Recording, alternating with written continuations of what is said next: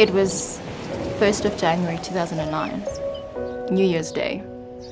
And around this time, a lot of people are celebrating a new year and making plans for the year ahead. But for my family and I, we were faced with a different reality.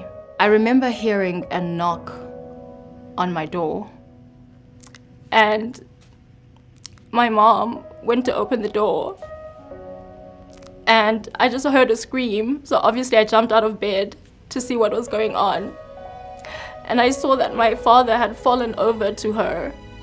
We dragged him to the main bedroom, and there was just blood everywhere.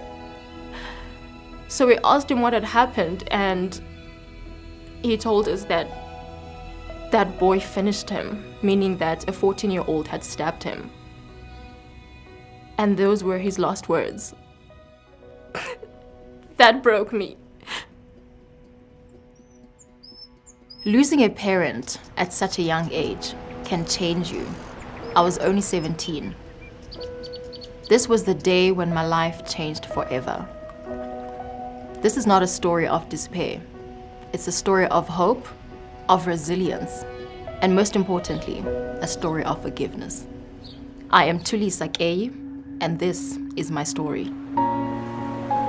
I was born on the eve of South Africa's democracy in 1991, a time when South Africa was undergoing tremendous change. Growing up in the township, this change was palpable. I had so many dreams and aspirations of changing my circumstances, of outgrowing the township I was born into. In Danzane, the crime rates are high, and you encounter trauma on a daily basis. It's survival of the fittest. So when I lost my father, it was nothing extraordinary. It was life. On the verge of completing my schooling at the age of 17, I had to make a choice. I could either be crippled by the tragedy of losing my father, or move forward and continue with my studies. Because the pain was so real, I buried myself in books. And on the outside, that looked like a positive thing, but deeper, I was actually running away from the pain. I think it's important to realize that post-traumatic stress disorder is a response to a traumatic event. And people who have experienced trauma and are suffering from post-traumatic stress disorder might try and avoid feelings that are related to the trauma. PTSD might present itself in risky behaviors. So you might find that a person may engage in drugs or alcohol abuse as a way to try and cope with the traumatic event.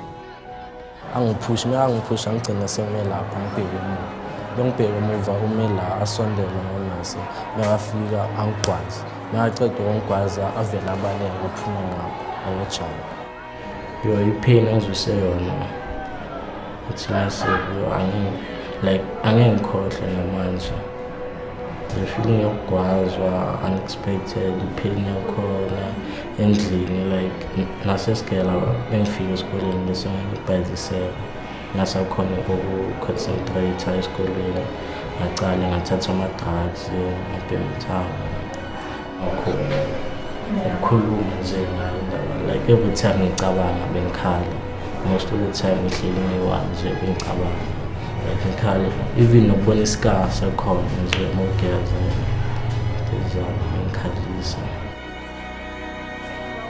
I think with walks and events like we had today, it promotes an awareness in the sense that people with mental illness shouldn't be stigmatized. It's something that we can talk about as a community. Sanibonani, igama uLoyiso isibongo sikaMpula, and I'm a victim of PTSD. Education was my saving grace, and it allowed me to change my circumstances. Through education, I wanted to help people find sustainable ways to empower themselves.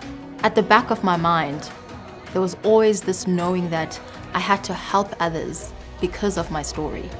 I knew that the Miss South Africa platform would give me the opportunity to raise awareness about issues that I'm passionate about. My wish is to continue helping sufferers of PTSD, and I believe that the Miss World organization will help me effect change in South Africa.